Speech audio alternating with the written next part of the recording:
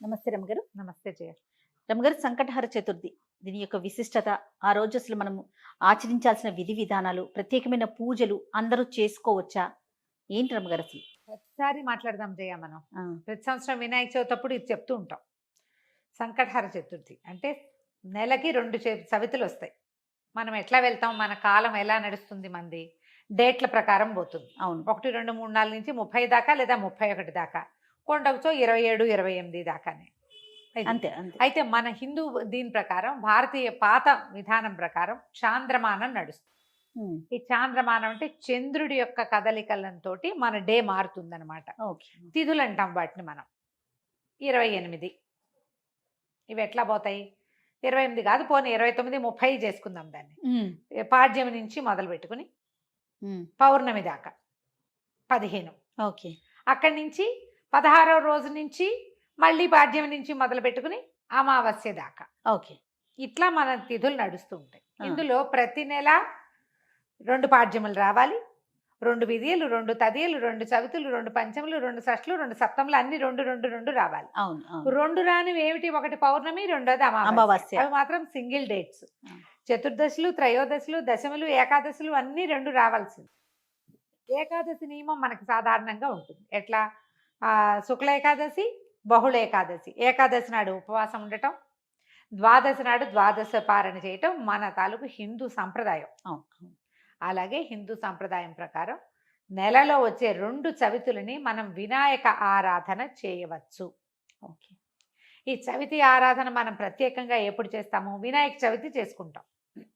ఒక శుక్ల చవితి సంవత్సరంలో ఒక్కసారి వినాయక శుద్ధ చవితి నాడు, అది మన భాద్రపద శుద్ధ చవితి నాడు వినాయక వ్రతకల్పం చేసుకుంటాం. వినాయకుడి పుట్టినరోజని, ఆ రోజునే ఆయనకి గణాధిపత్యం లభించిందని, వాళ్ళు ఆయన్ని పూజిస్తే అన్ని విఘ్నాలు తొలగిపోతాయని గణాధ్యక్షుడని ఆయన్ని కొలుచుకుంటాం.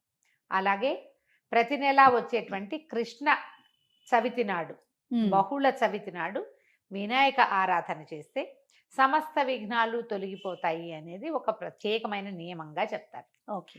ఈ నియమాన్ని మనకంటే ఎక్కువగా తమిళులు పాటించేవారు. వాళ్ళు ఎక్కువ పాటిస్తారు. ఉమ్, మనకి జాతకంలో కేతు ప్రభావం ఎక్కువగా ఉన్నా, ఉమ్, ఏ పనైనా మొదలుపెట్టి ఎప్పటికీ అవ్వకపోతున్నా, పిల్లలు చదువుల్లో వెనకపడుతున్నారనిపించిన, దీనికి మన ఇంట్లో ఉండాలి వ్రతము నియమము ఏం లేదు. ఉమ్, పెద్దవాళ్ళు చెప్పిందే చెయ్యాలి, మన ఇంట్లో లేకపోతే చేయకూడదు అలాంటిది ఉండదు. ఉమ్. సార్వజనీయమైన వ్యవహారం, ఎవరైనా చేసుకోవచ్చు. మనమే ప్రాబ్లమ్స్లో ఇరుక్కుంటున్నాం. ఏ పనైనా మొదలు పెడితే అవటం లేదు. అన్ని అడ్డంకులే దానికి. ఓకే. వ్యాపారాలకి, చదువులకి, ఇంట్లో ఏదైనా వస్తువులు తరచుగా పాడైపోవటం, ఇది కూడా జ్ఞాపకం పెట్టుకోండి. మిక్సీ రిపేర్ చేయిస్తావు, వెట్ గ్రైండర్ పడుకుంటుంది. దానికి ఏదో చేయిస్తావు, వాషింగ్ మెషిన్ ప్రాబ్లం వస్తుంది, అది అయిపోయింది, సూయింగ్ మెషిన్ పడుకుంటుంది. ఇట్లా రిపేర్లు చేస్తూ ఉన్న వాళ్ళు ఉంటారు చూడు. అవును, నేను కూడా ఉన్నా ఆ లిస్ట్ లో. అవునండి. నేను ఒకటి రిపేర్ చేస్తే ఇంకోటి వస్తుంది, ఒకటి మొదలు పెడితే పాపం లిస్ట్ వస్తుంది వెనకాల. వస్తూనే ఉంటుంది. మా వాళ్ళ ఇంట్లో ఎక్కిరిస్తున్నారు, ఒకటి రిపేర్ చేయకుండా ఉంచుకుంటే అది ఒకటే ఉంటుంది నీకని. ఆ. అట్లా ఒకటి వస్తుంది. ఏమీ లేవనుకో, మెళ్ళ పెట్టుకుంటే నల్ల పసలు కొలిసేని టిక్కని విరుగుతుంది, ఆ అవును. పస విరిగిపోతుంది. నిజంగా నిజం రవి గారు. చెవిదుద్దులు సీలలు విరిగిపోతాయి.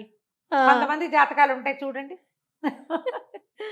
ఒక వరుసగా వస్తాయి, ఆగితే మళ్ళీ ఆగిపోతాయి. 2 సార్లు 2 బంగారపు వస్తువులు అయినాయి. ఓ వారం ఏమో ఒక 15 రోజుల్లో ఒక మొదటి ఫార్ట్నైట్ లో చెవిదుద్దు సీల బిళ్ళ విరిగి చేతిలోకి వచ్చింది, పొల్లేమో ఆ గొట్టంలో ఉండిపోయింది.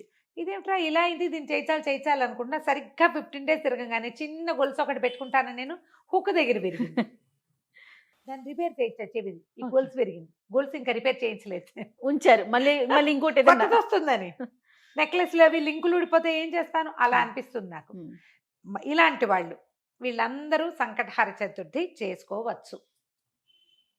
సంకటహర చతుర్థి చేసుకుంటే బిజినెస్లో ఇబ్బందులు, చదువుల్లో ఇబ్బందులు, చిన్న చిన్న ప్రమాదాలు, ఇళ్లలో ఏ పని అనుకున్నా అవకపోటాలు, వీటన్నిటికీ సమాధానంగా ఉంటుంది. జాతకాల్లో అయితే మాత్రం కేతువు తాలూకు ప్రభావం ఉన్నప్పుడు, కేతువుతోటి ఇబ్బందులు పడుతున్నప్పుడు, గ్రహస్థితుల్లో కేతు ఉన్నప్పుడు కూడా మనం ఇది చేయమని చెప్తారు. ఏదైనా ఇంటి ప్రయత్నం చేస్తున్నప్పుడు ఆగిపోతుంది. అప్పుడు కొన్ని వారాలు మొక్కుకుని మనం కొన్ని నెలల పాటు చవితులు చేసుకోవచ్చు. ఈ చవితి చేసుకోవడానికి పెద్ద విశేషమైన చేత ఏమీ లేదు. సింపుల్ వినాయక పూజే. దీనికల్లా పగలు ఉపవాసం, చుక్కలు కనపడ్డాక భోజనం. ఆ చుక్కలు కనపడ్డాక ఉండ్రాళ్ళు కుడుములు చేసి బియ్యపు రవ్వతోటి చేస్తాం కదా, అవును. అవో మీ ఇళ్లలో ఎలాంటి అలవాట్లు ఉంటే పాలతాకలే పెడతాం వినాయకుడికి అని మీకు అలవాటు అనుకో పాలతాకలు పెట్టండి, మన అలవాటు ప్రకారం. పెట్టుకోవచ్చు. కుడుములో ఉండ్రాళ్ళు ఆయనకి నివేదన చేసి నమస్కారం చేసుకుని చంద్రుని చూసి అన్నం తినేసేయచ్చు. పగలు ఉపవాసం ఉండే సంకష్టి అంటారు మహారాష్ట్రియన్స్, కన్నడిగులు బాగా బాగా ఎక్కువ చేస్తారే? ఉంటారు. బాగా ఎక్కువ ఉంటారు. మన వైపు తక్కువ, కానీ మన వైపు కూడా ఇప్పుడు కనపడుతున్నారు బాగా. నాకు కూడా అలవాటు ఉంది, నేను చేస్తాం. అంటే కమ్యూనిటీ వైస్ గా చేస్తారా రమ్మగారు? అలా అట్లా ఏం ఉందా? ఉండదమ్మా, అలా ఏం ఉండదు. ఎవరైనా ఇది ఓ చేసుకుంటారు. పెద్ద పూజ హడావిడి ఏం లేదు కదా, అది ఏకాదశిలానే. ఏకాదశి లాగానే. కాకపోతే మనం వినాయకుడికి కొలుస్తాం ఇది ఇప్పుడు. సంకటహార చతుర్థి. మనకి కష్టాలు ఇబ్బందులు ఉన్నప్పుడు రుణ విమోచన గణపతి స్తోత్రం అని ఒక ప్రత్యేక స్తోత్రం ఉంది. ప్రణమ్య శిరసాదేవం గౌరీపుత్రం వినాయకం ఇలా స్టార్ట్ అవుతుంది. ఆ స్తోత్రం చదువుకోవచ్చు. అబ్బే అవేవి రావండి, సుముఖశ్రీగదంతస్య కపిలో గజకర్ణికః మనకు వచ్చు కదా అంతే. ద్వాదశ నామాలు, అవి చదువుకోండి. వినాయకుడికి కొంచెం గరిక వాకిట్లో ఎక్కడైనా పెరళ్ళల్లో ఉన్న బాల్కనీ కుండీల్లో ఉంటే గరికని పెక్కకుండా ఉంచుతా నేను. ఉమ్. అవి వినాయకుడికి పెట్టుకోవచ్చు అని చెప్పి అవును, బుధవారం అవును. నాడు పెట్టచ్చులే అని ఆ 2 గరిక పోచలు వినాయకుడికి సమర్పించడం, ఉండ్రాళ్ళు సమర్పించి నమస్కారం చేసుకోండి. ఇది చాలా మంచిది. మరి పసుపుతోటి వినాయకుడిని చెయ్యాలి అదేదో సిద్ధాంతంగా చెయ్యొద్దమ్మా. ఎంత సింపుల్గా అయినా చేసుకోవచ్చు. సాయంకాలం సమీపంలో ఉన్న ఏ దేవాలయంలోనే గణపతి చతుర్థులు చేస్తారు. అన్ని చోట్ల వినాయక ప్రతిష్ట ఉన్న ప్రతి చోట సంకటహర చతుర్థి పూజ చేస్తారు. వెళ్ళి గుళ్ళో పూజ చేయించుకోండి, హాయిగా ఇంటికి వచ్చి భోజనం చేయండి. అంతే. కుడుములు ఏమైనా ఉండి మీ గుళ్ళో వాళ్ళు ఒప్పుకుంటే ఆ దేవాలయం పద్ధతిని బట్టి కదా, ఒప్పుకుంటే మీరే కుడుములు తీసుకెళ్ళి స్వామివారికి అక్కడ నివేదన చేసి అందరికీ ప్రసాదం పంచిపెట్టండి. వినాయకుడికి ఒక చిన్న బెల్లం ముక్క నివేదన పెట్టడం ఒక అలవాటుగా చేసుకోండి. మనకి ఇలాంటి సమస్యలు ఉంటే కనుక తప్పకుండా కొంచెం బెల్లం నివేదన పెట్టడం, వినాయకుడి కోసం ఒక దీపారాధన చేయటం, దీపం పెట్టుకోవటం, దీపం పెట్టగానే వినాయకుడికి సంబంధించిన శ్లోకం చదువుకోవటం, ఓ బెల్లం ముక్క ఖచ్చితంగా నువ్వు పళ్ళు పెట్టు పాలు పెట్టు అవి ఏమైనా పెట్టుకో, వినాయకుడికి బెల్లం ముక్క పెట్టాలి. ఇలా నివేదన పెడితే మనకి చాలా సమస్యలు తీరుతాయి. ఇప్పుడు నవంబర్ 1 వచ్చినట్టుంది, అవునండి. అంతేనా? అవును. ఆ ప్రతి నెల చూసుకోండి, క్యాలెండర్లో ఉంటుంది. మీరు ఈజీ మెథడ్ ఏంటి, క్యాలెండర్లో నోట్ చేసి పెట్టుకోండి. ఇందులో మళ్ళీ ఒక స్పెషల్ ఉంది. మంగళవారాలు గనక ఈ చతుర్థి వస్తే చాలా విశేషం. అంగారక చతుర్థి అంటారు దాన్ని. ఉహుం. అది చాలా విశేషమైంది. అది ఎక్కువ సమస్యలు తీరుస్తుంది, ఇంకా ప్రాబ్లమ్స్ తీరుస్తుంది. దీనివల్ల బ్రహ్మాండం బద్దలైపోయి వారికి ఏదో వస్తుందని కాదు, కొన్ని జాతకపరమైన సమస్యలు తీరుతాయి. ఏ పనులు కానప్పుడు మనకు ఒక శాంతిగా ఉంటే మనం రమ్మగారు, ఈ పని చికాకు చేస్తే తగ్గినా చాలు కదా చాలు. రమ్మగారు. చికాకు ఏదో తగ్గినా వచ్చి మీద పడక్కర్లేదు. జస్ట్ మనకు ఉన్న ఆ చికాకు, ఆ బాధ, మనసు శాంతిగా ఉంటే అదే చాలు. అదే చాలు, అంతకంటే ఇంకేం ఆటోమేటిక్ గా అక్కర్లేదు. సమస్యలు పరిష్కారం అవుతాయి. అవును, అలా చేసుకోవచ్చు. మంగళవారం చతుర్థి వచ్చిందనుకో ఇంకా కంఫర్టబుల్గా ఉంటుంది. ఒక 40 చేయొచ్చు, ఇవి ఉమ్, ఉమ్. 40 చేయొచ్చు, 21 చేయొచ్చు, 5 నేను 7 లెక్క పెట్టుకుని కూడా చేస్తా జయ. ప్రతి నెల సంకటహర చతుర్థి నాడు పొద్దున్నే మా అక్కయ్య నేను ఒకళ్ళొకళ్ళు గుర్తు చేసుకుంటాం ఇవాళ చతుర్థి అని ఓకే. జ్ఞాపకం చేసుకుని. మా ఇద్దరికి అలవాటు ఉంది. నాకు కొంచెం వినాయక ఇవి కూడా ఎక్కువ కదా, ఎక్కువ ఉమ్. శ్లోకాలు చదువుకుంటాను నేను. చిన్నప్పుడు చదువుకున్న తొండమున ఏకదంతమును కూడా చదువుతారు రోజు నేను. ఓ, నాకు అది అలవాటు. అలవాటు. ఉమ్. ఎవరి అలవాట్లు వాళ్ళవి కదా, మీరు అలవాటు చేసుకోండి. ఏదైనా ఇలాంటి సమస్యలు ఉన్నప్పుడు ఇట్లా చేసుకోవచ్చు. ఇది కొన్నాళ్ళు చేసి మానేయచ్చా లాంటి ప్రశ్నలు వస్తాయి ఎంతసేపు. ఉమ్, ఉమ్.